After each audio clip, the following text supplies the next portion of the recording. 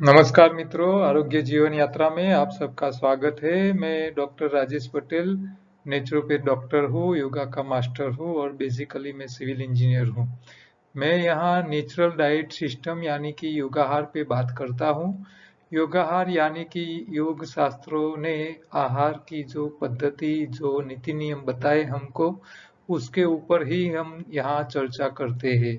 आपको without medicine आपको healthy रहना है तो योगाहार समझ लेना बहुत जरूरी है। योगाहार से आपको योग भी करने की जरूरत नहीं पड़ेगी और आप आपके शरीर को सही रख सकते हैं या आपकी शरीर की बीमारी को भी ठीक कर सकते हैं। योगाहार का मतलब है आहार का इंजीनियरिंग। आहार शरीर को कैसा चाहिए, शरीर की सफाई कैसे रखनी है और शरीर को कैसा खुराक देना है, किस टाइप का। आप धीरे धीरे चबा चबा के खाने की आदत डाल दीजिए, आपके शरीर की आधी समस्याएं ऐसे ही ठीक हो जाएगी। आपकी शरीर की समयांतर सफाई होती रहे इसके लिए या तो हफ्ते 10 दिन में उपवास करते रहिए।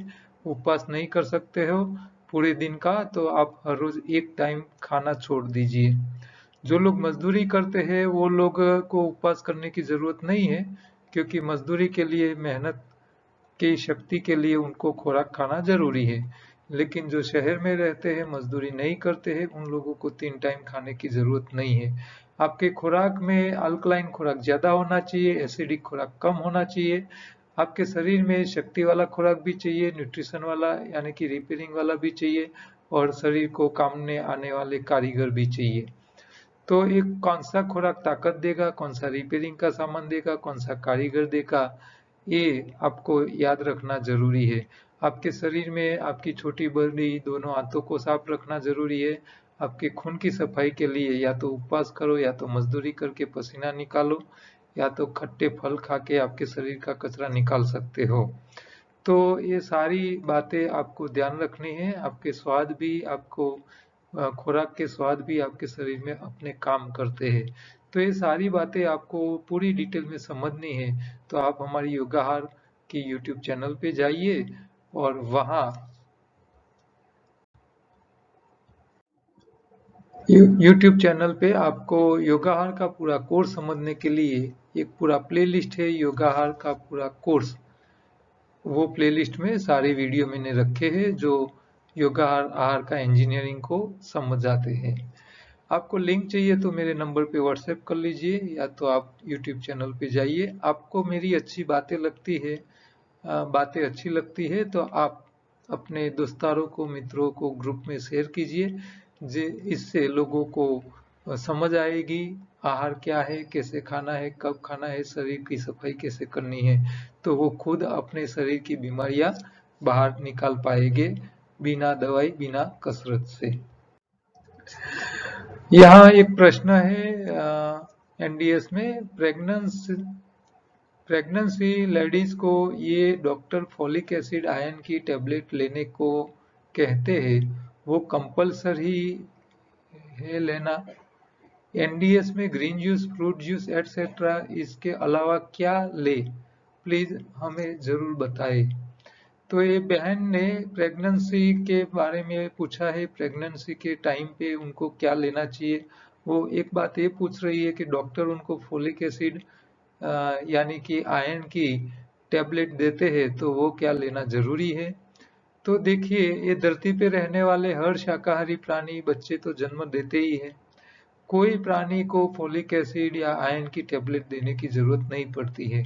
क्यों नहीं जरूरत पड़ती? क्योंकि हर शाकाहारी प्राणी हरी पत्ती खाता है। हरी पत्ती जो खाते हैं वही शरीर में जाके नया हीमोग्लोबिन बनता है और उनका हीमोग्लोबिन प्योर और नेचुरल रहता है। मनुष्य हरा रंग नहीं खा रहा है, इसके लिए उसको ये आयरन की टेबलेट खाने की जरूरत पड़ती है। आप हरी पत्ती खाना रखिए, कच्चा खुराक ज्यादा खाइए, चबा चबा के खाने की आदत डाल दीजिए, तो आपके शरीर में आयरन मिलता रहेगा, आपके शरीर में खून बनता रहेगा। तो आपको ये फॉलिक एसिड या आयरन की टेबलेट लेने की जरूरत नहीं पड़ेगी। अच्छा, आप हरी पत्ती खाओगे तो आपका आपका जो नेचुरल खून है, जो हीमोग्लोबिन है वो भी नेचुरल बनेगा और नेचुरल हीमोग्लोबिन होगा यानी कि नेचुरल खून होगा तो आपके शरीर में जो कुदरती प्रोसेस होनी है, जो समय पे जो जो चेंजेस लाने हैं, जो हार्मोन्स पैदा करने हैं, आपके शरीर के पंच तत्व जो मेंटेन करने हैं, वो कर पाएगा। तो आपकी प्रेगनेंसी के बाद आप जो जब डिलीवरी होगी तो नेचुरल और बिना ऑपरेट किए आपकी डिलीवरी हो सकती है। तो नॉर्मल डिलीवरी करने के लिए भी आपको हरी पत्ती खानी चाहिए, कच्चा फूड ज्यादा खाना चाहिए, पकाया कम खाइए, अशक्ति ना आए इसके लिए कच्चे में भी ताकत वाला खुराक खाना जरूरी है।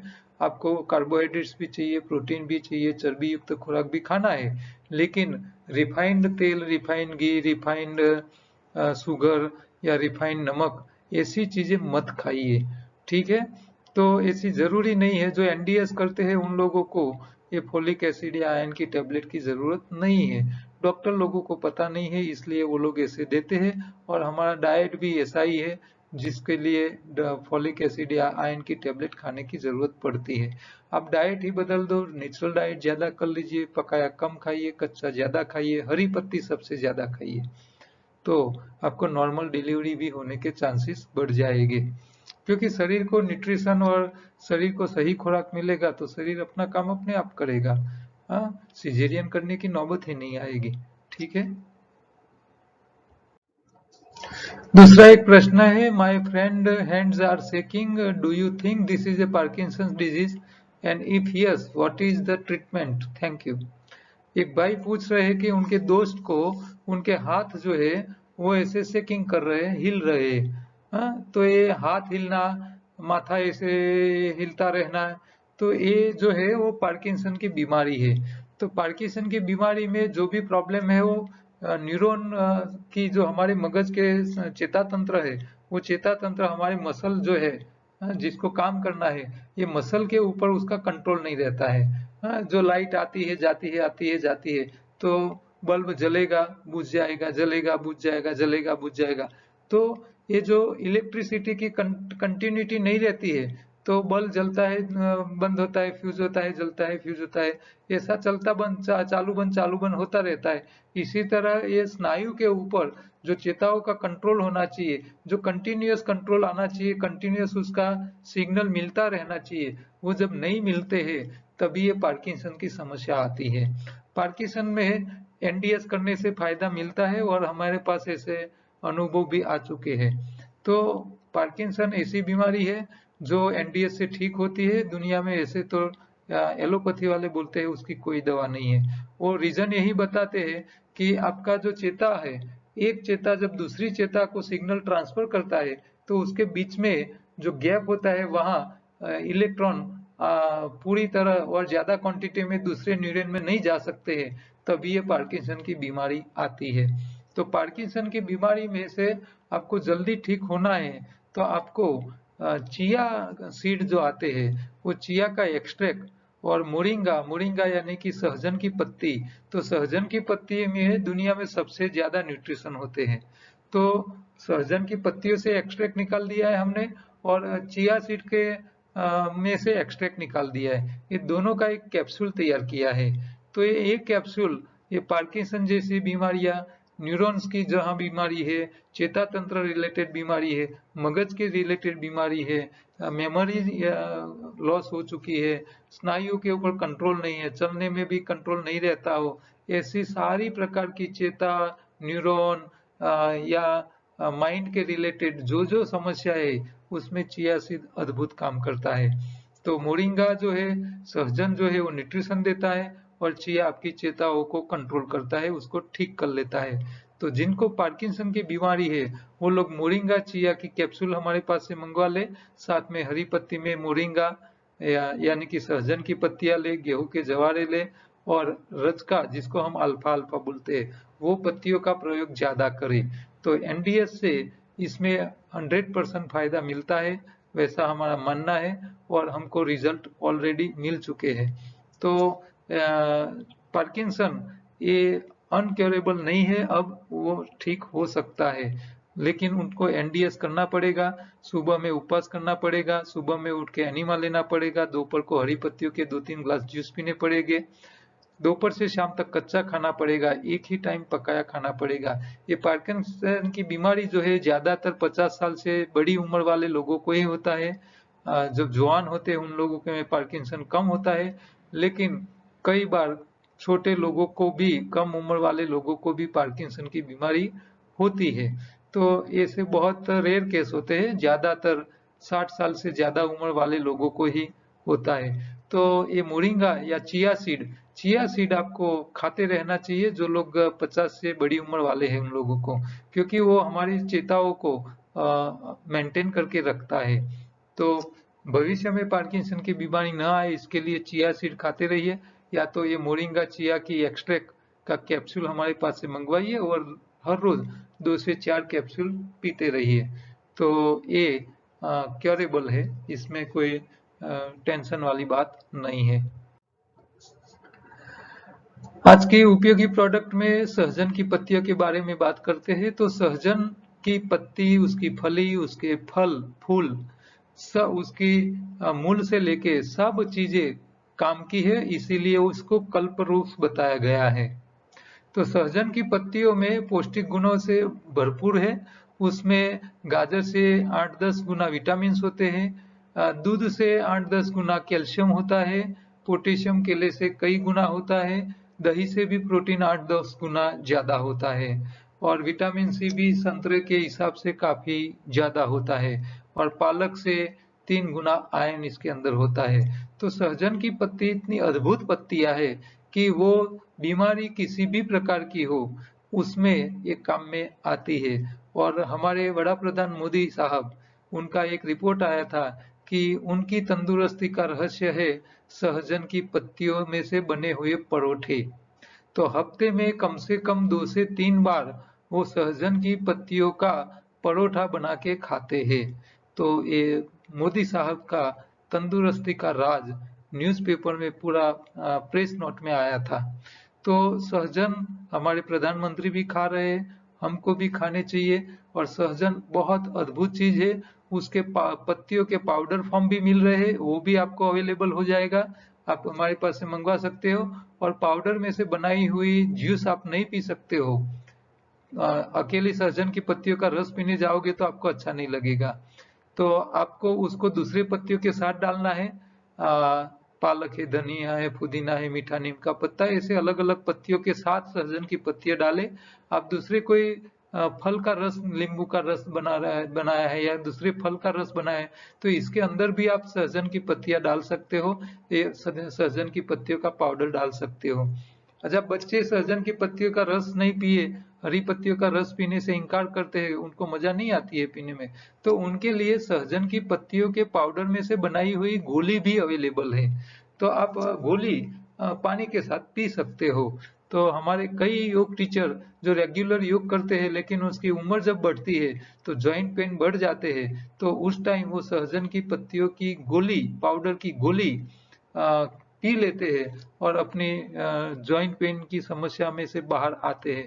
तो जिन लोगों को जॉइंट पेन की समस्या है वो लोग सहजन की पत्तियों का इस्तेमाल करें, साथ में बबूल की गोली आती है जो गुंदर हम बोलते हैं, गम बोलते हैं, तो वो भी चिकनाहट भरने का काम करती है। बबूल की गोली के साथ साथ जॉइंट में चिकास भरने के लिए आप सहजन की जो फली आती है, जिसको ड्रम स्टिक बोलते हैं, मोरिंगा की फल बोलते हैं, तो उसको भी साथ में आप खा सकते हो। तो ये आपके जॉइंट के अंदर चिकास बनने का भी काम करती है। बबूल की फली के साथ सहजन की फली का पाउडर भी आप ऐड करके खा सकते हो। सहजन की फली का जो पाउडर होता है स्वाद में मीठा होता है, आप कोई भी जूस बनाओ तो उसको रबड़ी जैसा और टेस्टी बनाता है, तो वो भी आप हर रोज ले सकते हो। तो सहजन की पत्तियों का 2-3 चम्मच आपको हर रोज खाना चाहिए। आप रोटी बनाओ, परोठा बनाइए, सब्जी बनाइए, दाल बनाइए, तो इसके अंदर भी डाल के खा सकते हो, बच्चों के शरीर में आप बेच सकते हो। तो सहजन ये एकदम कल्प वृक्ष है हमारे शरीर के लिए, और ये धरती का कल्प वृक्ष माना गया है। दुनिया की सारी बीमारी, कोई ऐसी बीमारी नहीं है जिसमें सहजन की पत्ती काम में ना आती हो। हमने तो एक कैंसर पेशेंट को सिर्फ सहजन की पत्तियों का रस पिलाया था दूसरे फ्रूट के रस के साथ, तो उनका लास्ट स्टेज का कैंसर पूरे शरीर में फैल गया था, उनमें से वो बाहर आ चुकी थी। तो सहजन की पत्ती हर बीमारी में अद्भुत काम करती है। काम की बातें में देखते हैं तो मुझे एक ऐसा न्यूज़पेपर कटिंग मिला था, उसमें लिखा था कि 700 Canadian doctors protest salary raises से we are paid too much. इसका टाइटल एक बता रहा है, ये कनाडा के देश में 700 डॉक्टरों ने प्रोटेस्ट किया, विरोध प्रदर्शन किया। विरोध प्रदर्शन आपको नवाई लगेगी, किसके लिए? कि उन लोगों का पगार सरकार ने बढ़ा दिया था, तो पगार बढ़ा देने के सामने वो विरोध कर रहे थे और ऐसा बोल रहे थे कि हमारा ऑलरेडी पहले से ही पगार ज्यादा है, हमको इतना पगार नहीं चाहिए। ऐसी मांग करके 700 डॉक्टरों ने विरोध प्रदर्शन किया था। देखो कैसी आश्चर्य की बात है, हमारे देश में सरकारी अधिकारियों को ढेर सारा पगार मिलता है, फिर भी कम पड़ रहा है और उसको बढ़ाने के लिए आंदोलन कर रहे हैं। और वहाँ डॉक्टर्स अपने पगार ऑलरेडी ज्यादा है, उसको मत बढ़ाइए, उसको कम करो, उसके लिए प्रोटेस्ट करते हैं। तो नीतिमत्ता ये सिर्फ धर्म की बात नहीं है, अमल की बात है। आप नीतिमत्ता कितनी रखते हो ये पता चल जाता है। हमारे देश में लोगों को सिर्फ मुफ्त का ही चाहिए, ज्यादा पैसा देके कोई लेने के लिए तैयार नहीं है। और विदेशों में लोग मुफ्त का कुछ मांगने के लिए तैयार नहीं है, मेहनत करो फिर लो, ऐसी मेंटालिटी वाले हैं। इसीलिए डेवलप कंट्रीज जो है वो सारे लोग सुखी है। इंडिया में कुछ भी करो, लोगों को मुफ्त का ही चाहिए। सरकार बनाने वाले भी लोगों को वोट लेने निकलते हैं तो सब कुछ मुफ्त देंगे ऐसे वादे करते हैं, वोट ले लेते हैं, फिर अपनी ही जेबों में भरते हैं। तो ये आ, हमारे देश में और दूसरे देशों की लोगों की मेंटालिटी में इतना फर्क है, वो एक आपको पता चले इसके लिए मैंने ये यहाँ बताया है। हमारे सेंटर पे अहमदाबाद और गांधीनगर में निशुल्क सेमिनार चालू हो चुके हैं। अगले 14 तारीख को गांधीनगर में सेमिनार है, जिसका टाइम रहेगा दोपहर 2 से 5 का, और अहमदाबाद में होगी 21 तारीख को, 21 मार्च को, उसका टाइम रहेगा सुबह 9 से 12। समय से पहले पहुंच जाए। और आपको लोकेशन एड्रेस पूरा चाहिए तो मेरे नंबर पे व्हाट्सएप करके आपको मैसेज करना है कि भी हमको सेमिनार का लोकेशन एड्रेस की डिटेल दे दीजिए, तो हम आपको भेज देंगे। जो लोग संडे के सेमिनार नहीं आ सकते हैं वो दोपहर को 4 से 6 का भी हमारा एक सेमिनार लगता है हर रोज, मंडे टू सैटरडे, इसमें भी हिस्सा ले सकते हैं।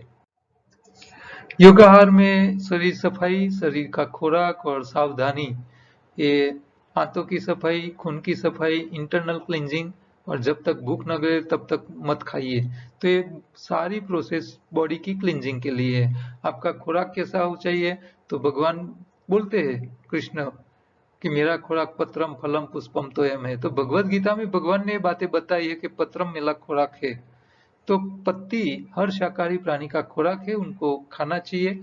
पकाया खुराक तीनों टाइम नहीं खाना चाहिए, एक ही बार खाना चाहिए, क्योंकि पकता है वो सड़ता है, वो नुकसान करता है। और खाने का तरीका भी दूसरे शाकाहारी प्राणी जैसे चबा चबा के खाते हैं, इसी तरह हमको भी चबा चबा के खाना चाहिए। सावधानी रखनी है, पेस्टिसाइड जितना गर्म होता है उतना और जहरीला होकर शरीर में जाता है, तो इससे बचने के लिए भी सब्जी को गर्म मत करो, कच्चा ही खाइए। और एनिमल प्रोडक्ट्स, गाय भैंस के दूध की सारी बनावटें शरीर में कफ, पित्त और वायु बढ़ाने का काम करते हैं, इसीलिए उसको जो लोग बीमार है वो छोड़ दे, वही अच्छा रहेगा। आहार का इंजीनियरिंग छोटे बड़े सबके लिए, बीमार और जवान तंदुरुस्त सबके लिए काम का है। तो बच्चे से लेके बूढ़े सबके लिए ये छोटे छोटे नियम काम के हैं, वो ध्यान में लीजिए, उसको समझ लीजिए और व्यक्ति के हिसाब से उसका अलग अलग प्रयोग करवाइए। आप जो कर रहे हो दूसरे आपके घर के जुआन लोगों के ऊपर फोर्स मत कीजिए, बूढ़े लोगों के ऊपर फोर्स मत कीजिए। उनकी परिस्थिति जुदी है, उनको थोड़ा अलग तरीके से ट्रीट कीजिए। बच्चों को भी अलग तरीके से ट्रीट कीजिए। बच्चों को चबा के खाने की आदत डाल दीजिए, उनके खुराक में हरी पत्ती हो सके इतनी डालिए, तो बच्चे के भविष्य में कभी समस्याएं आएगी नहीं। बूढ़े लोग जो है उनको जूस या चटनी जैसा खुराक बना के दे दीजिए, वो खा सके, पाचन कर सके, और कैलोरी या अनाज थोड़ा कम दीजिए, तो वो लोग अच्छा लंबा जिएंगे। और पकाया एक ही बार खिलाइए। बूढ़े लोगों को डेयरी प्रोडक्ट्स हो सकती है तब तक छोड़ देनी चाहिए। योगाहार की किट अवेलेबल है, जिसमें शरीर सफाई से लेके शरीर के कारीगर, न्यूट्रिशन और सलाइवा तक की व्यवस्था करके पूरी आइटम हम इकट्ठा करके पूरी किट बनाई है, वो आप हमारे पास से मंगवा सकते हो। योगाहार की बुक भी अवेलेबल है, ये बुक भी अवेलेबल है अमेजोन पे, तो वो भी आप डाउनलोड करके पढ़ सकते हो। अच्छी रेसिपी के लिए आपको हमारी दूसरी यूट्यूब चैनल है फूड विथ लाइफ योगाहार नाम की, तो वहां जाइए, सब्सक्राइब कीजिए और वहां अच्छी अच्छी रेसिपी पढ़िए, वो देखिए, और आप नई नई चीजें बनाइए और घर वालों को खिलाइए। और ये छोटा सा मैसेज, आप कहीं भी कुछ प्रिंट करवाते हैं, साथ में उसको प्रिंट करवाइए, लोगों का भला होगा आपके हाथों से। कल दोबारा दूसरे प्रश्नों के साथ, दूसरे काम की बातों के साथ मिलेंगे, तब तक नमस्कार।